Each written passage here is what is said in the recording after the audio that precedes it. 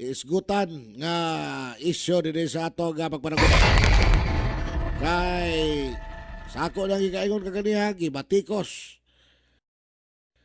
ang Administrasyong Marcos o si Labor Secretary Francis Tolentino nini usa ka kongresista, no, representing ka manggagawa party list, no, nga si Ili San Fernando nga diin kanato ning sumarayso niyang gisulti inotel ang administrasyon o inotel ang sekretary sa duli mga kaigsunan. Firing line uban ni Arnel Bacalan. Para sa nako no nganong ikasakit man nato nga doon naman sa punto si kining kongresista Ili, no, San Fernando mga kaigsunan, no. Kay inyo tanipinsahan kamugoy na diya sa gahom, no. Pero unsa may nahitabo mga igsoon, kay ko lang firing line mo inyo pagkutanon, di man ta abogado, imi ra man ta. Unsa nga nilang imi, murag attorney. Kaya uban mo tawag itong attorney, di ko mo, kung ano kay, di man ta attorney. No, mura lang, imi ba? Murag attorney.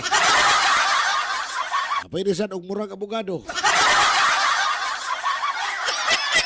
Pero bitaw, di ko abogado oy, pero magtuon ta kung sa'y balaod mga igala kay kining natas radyo, takat ang yawit dire, sayo na kay ta silutan. Abiyaan ta sa ato mga listeners, bali naglaing dial. Awa na. Goodbye na ka.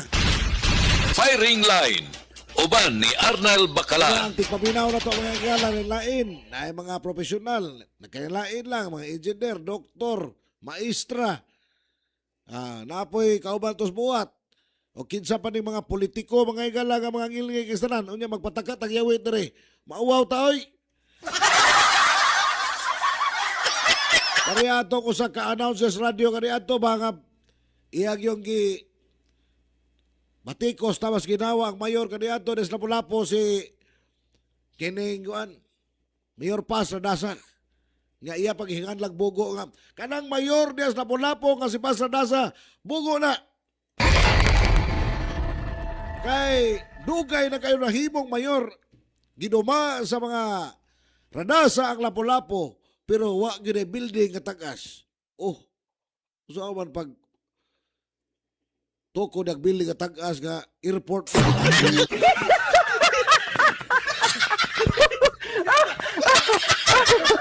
Nakasangit ang aeroplano ang nakalakiya.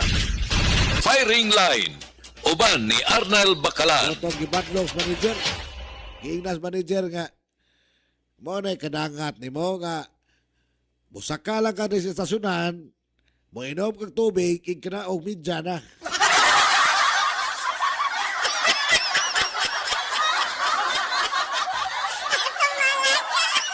Midya, pero naay ko komedya di ay mga igala, no? Mo nang mag-amping taoy. Nam ko'y ubansad nga ganahan kay magpamidya-midya ba nga dagko kay ID, dagko pag ID sitom. Pero midya gani kang legit, no need ka mag-ID ka, samay gamit sa mong dagway. Ha? Ako bitaw, asan ako? Di mo ko sulob-sulob ng ID mga igalagaw, so pangitaan ka nagmusuod ka niya sa usa ka opisina. O natay ka tunol, pero naras ko pitaka. Pero asa ko magsulob-sulob ng dagko kay ID ba? Dagko pa tao sa ID sitop niya. Dagko yung litra ba? Midya. Why formal training mga igala? Kilain ni ay ang toyo. Magmidya-midya lang kay adto dito ang toyo ni ay kining sobri. Bida. Pagkabala sa rinyo. Kanong taong maginot ng sobre.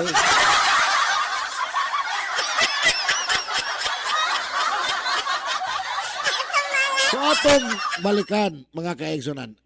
Sakto si San Fernando para nako. Nga naman, dunay legal nga basihanan ang maong argumento nga gipagawas sa kampo ni San Fernando. Na? Nga umo sa Labor Code sa Pilipinas, namoy Labor Code ang libro. Ako kinigikoy-koy mga amigo. Na dito Artikulo 1 to 3. Kung mag-isgot ang jurisdiction, matod sa Labor Code, ang tanang apila o formal nga question may labot sa usa ka wage order nga gipagawas sa Regional Tripartite Wages and Productivity Board, RTWPB. Kinanglang unang idangat og paminawon sa National Wages and Productivity Commission sa Doli, mga igsoon. Firing line. O laing artikulo 1 to 6. Kung mag-isgot ang injunctions, gidili sa balaod ang pagpagawa sa bisan unsang temporary restraining order o TRO o preliminary injunction sa mga regular nga korte batok sa mga order o proseso sa Regional Wage Board o komisyon, mga kaigsunan. Muna nga naibuong bito ko lipay ganita nga kining ang nahimo nga secretary sa Department of Labor, attorney, usa ka abogado, kanhi senador, magbabalaod. So, why justification mga igala nga di siya maka-interpret sa balaod o wa siya hanaw sa balaod? Gilaliman kag imo ning i-research mga igala si Tolentino, di mo di basta-basta. No? Gawas nga abogado na siya mga kaigsunan. No? Og imo ning i-background checks Tolentino, lig-on kay ni og halapad kay niya backgrounds pamatigayon kamag-isgot tag balaod. Usab mga igsoon. Juris Doctor, law degree, nakahuman siya sa Bachelor of Laws, Ateneo de Manila University, Law School. So di basta-basta. Nya, pasado sa bar exam. Di pa namao, Masters of Law, LLM. Nagduma o nagtuon usab siya sa gawas sa nasod. Di nakakuha siya og Master of Laws gikan sa University of London, Master of Laws in Public International Law o sa New York University School of Law. Firing line. Uban ni Arnel Bacalan. Panamaw, lisensyado sa Ibon or Foreign Bar. Gawa sa pagkaabogados Pilipinas, kwalipikado o nakapasar sab siya sa New York State Bar, mga igala. Firing line. Uban ni Arnel Bacalan. O ni hinungdan nga makaingon ta sayang. Kung mag-isgot ang expertise sa balaod, Tolentino. Pero ang grupos mga trabahante natinga unisaway sayang posisyon kabahin sa TRO sa korte. Tungod kay sayang background nasayod kining atong sekretary sa Labor og nakatungha siya. So ay rason nga wa say kini bitaw mahimo, wa say matabang. Siya ko'y Department Secretary, mga kaigsunan. So, mudayo na mudoko pa-out kung doon ay mando ang RTC.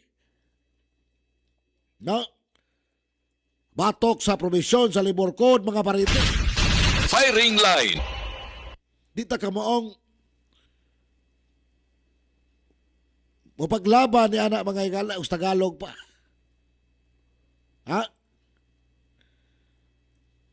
Sus Mariusep. Mo nang gisayangan ko, mga kaigsunan. Mo na nga si Ili San Fernando na himangod pag maayo mga amigo.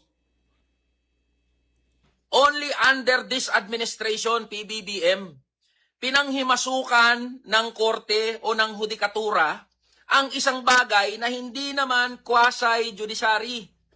Ito ay quasi-legislative function. Ibig sabihin, hindi dapat nangihimasok dyan sa usaping sahod ang korte. Kasi merong mga batas patungkol dyan, mga boss.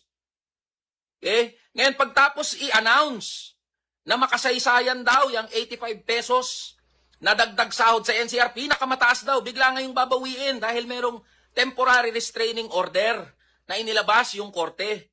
Bawal yan, mga boss. Ipaliwanag ko sa inyo kung bakit. Pero bago yon, ang nakakapagtaka, mga boss, itong si Dole Secretary Francis Tolentino, hindi man lang pumalag. Hindi man lang pumalag at hindi man lang ipinaglaban yung mga manggagawa. Agad-agad, walang kaabog-abog, walang pag-question, sinabi na agad na ginagalang ng Dole yung desisyon ng korte. Ano ka ba naman, Secretary Tolentino? Secretary of Labor ka. Dapat, proteksyonan mo yung mga manggagawa. Dapat pumanig at kumiling ka sa mga manggagawa. Bakit ikaw pa yung nangunguna, nagkukumahog ka, nasasabihin mo, ginagalang po namin ang desisyon ng korte. O, tiamo ka na. Ha?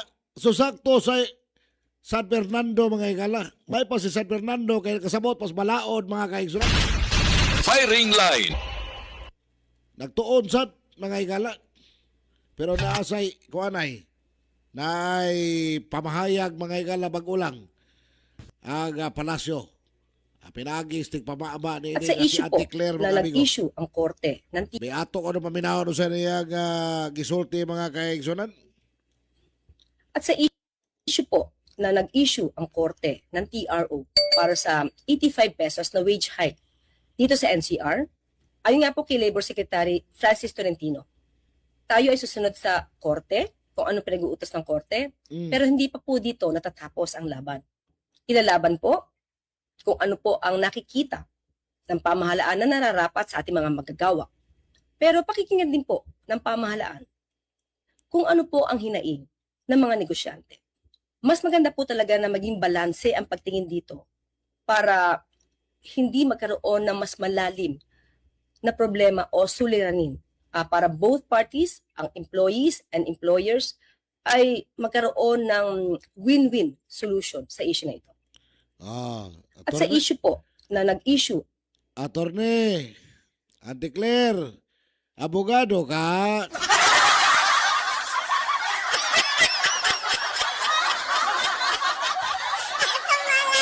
Tahoron ko sa gobyerno ang temporary restraining order ko TRO nga gi-issue sa korte.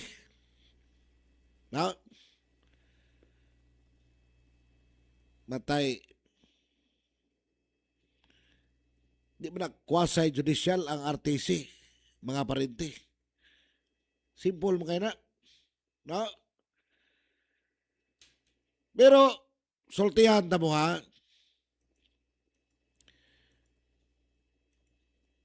Sa ako nang ikaingon, di mo taangay yun, ingon nga magpamainlaki ta ba, mga kaigsunan. Pero, niini karong gihimo mga kaigsunan sa Dole, murag naa nakapostas mga negosyante. Sa mga yanong mabubuo. Ano klaro-klaro mga storya. Ha? May na lang unta to nila ba? 85 pesos dugang sa ilang sweldo. Naagutas ka krisis karon mga amigo. No? Dako na lang ikatabang oy. Ang atong mga kaigsuonan nga mga mamumuo mo ni pirming apektado. Mo pirming maapektuhan. Pero ang Dole wa gyud say, wa gyud pagpakabana. Unya unsa may trabaho tas Dole mga igala. Ang trabaho sa Dole, ang mandato sa Dole, mao man unta ang pagpanalipod sa kaayuhan o katungod sa mga mamumuo. Busa ang dali nga pagsumite sa apila sa mga negosyante pinagi sa RTC. Murag wa na ni mamao. No? Murag wa tay pagbati sa atong mga trabahante. Nahimo na nag-trader ini. Firing line. Ha? Ikay kasaligan unta. No? Imo gipadaplin ang pro-labor mandate. Ngano man na? Nya abogado unta ka. Di ka iha sa balaod. No? Purbida. So kung basiya na to ang balaod ug ang batakang prinsipyo sa social justice, dili kini sakto. Firing line. Uban ni Arnel Bacalan. Kaya sa ako lang ang pagsabot, mga amigo, sa pinobre lang ko ng pagsabot. Na? Daghan nga legal o practical nga rason kung ngano. Firing line. Una, sayop ang jurisdiction sa korte. No, doon ay legal violation. Nga sa ako nang ikaingon obo sa Artikulo 126 sa Labor Code of the Philippines. Klaro kayo nga ang mga regular nga korte pareho sa RTC way gahom o jurisdiction nga mo pagawas og injunction o status quo ante-order batok sa wage order nga gipagawas sa RTWPB, mga kaigsunan. No, bot po sa bot, sakto to si Ili, San Fernando, dili ani quasi judicial ang RTC.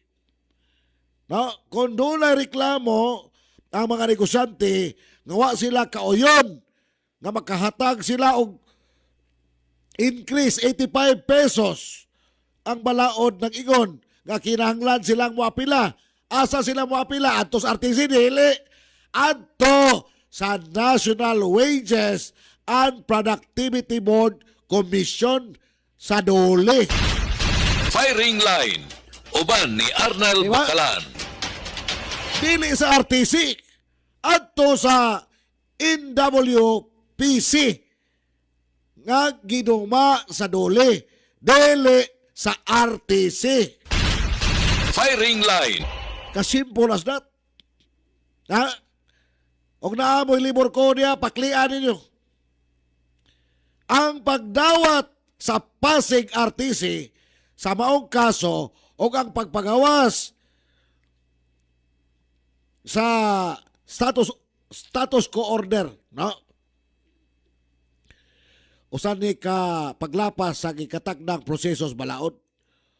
Unya, maingon lang sa Ate Claire nga tahor na to ang gobyerno, no? Tahor na to ang ipagawas nga TRO sa kining korte. Osos Mariusep, abogada katorne. Sos, unsa? Wa na mamao. Wa na magsakar ang sakit o ang giinom nga tambal mga igalang. Unsa man ni, mao ni bagong Pilipinas. Batay. Ako, wag yun ko kataak mga igala usa. Kining bisalag ko sa katuig sa kining law school pero matay filosofi sa kong kurso oy. Wa kasabot sa ta mga igala. Bisan gani to ang kuan. Katong wa kaagi og subject logic mga igala. Makasabot. Sabot na nga kaagi man ang filosofi nga kurso mga kaigsunan. Basic ng logic. Logic is a science of correct thinking. Nga ka mo masabot. Ultimo pagbasa diya sa labor code. Oh naman, oh my God.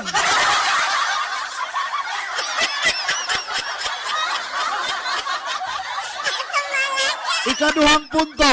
Ikaduhang punto.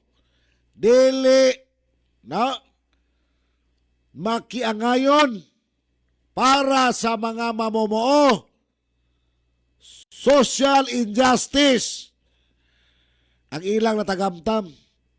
Ang katuyuan sa pagkakaroon ingon sa RTWPB o pag-aprobar sa wage increase mao ang pagtabang sa mga mamumuo nga makasugakod sa grabing inflation o taas nga presyos pamasahe, pagkaon o kuryente.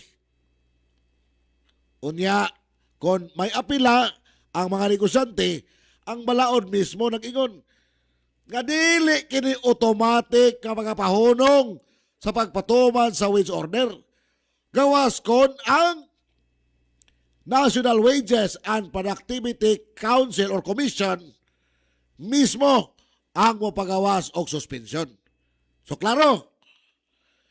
Ikaduha, pinagis pagpatuman sa status quo anti-order sa RTC ang mga trabahante nga gitraidor o gisilutan dayon samtang nagpaabot sa bista, samtang ang mga negosyante ang naprotektahan ang kita, di na makiangayon mga higala. Firing line. Uban ni Arnel Bakalan. Nagpakita na sa pagkahudas. Firing line. Uban ni Arnel Bakalan. Ikatulo, kapunto sa firing line mga amigo. Pagpaluya sa mandato sa duli. Ang nagunang trabaho sa ako ng kakaingon, ang mandato nila, ang ilang komisyon, mao ang pagpanalipod sa kaayuhan sa mga mamumuo. No? Kutom silang mahimo ilang dupan unta. Uy, karon ni surrender man. Na, dali man kayong nagpatuman ang dole og kinibitang pag-surrender sa kamanduan sa RTC mga kaigsunan. Imbes mapasaka na yun, o mapasaka unta sila og kining MR, no? Or motion to dismiss o certiorari sa Court of Appeals, batok sa jurisdiction sa Pasig RTC. So usa ka timailan sa pagpasa sa ilang legal nga mandato na noon mga kaigsunan. Pinaunsa. So lisod kayo. Hunaon nga makaingon na ba asa ba sila nakapusta. So klaro kayo ug asa sila kiling mga igala. Mao na nga salakton nga pagkasulti dili kini sakto tungod kay nakalapas ang giya sa Labor Code bahin sa jurisdiction sa mga regular nga korte og mas gipili nini nga protektahan ang profit margin sa duha ka kompanya kaysa inadlaw-adlaw nga batakang panginahanglan sa libuan ka mga minimum wage earners mga kaigsunan. Firing line. Paghashas sa bisan unsang issue. Pagpasabot sa anging hisgutan.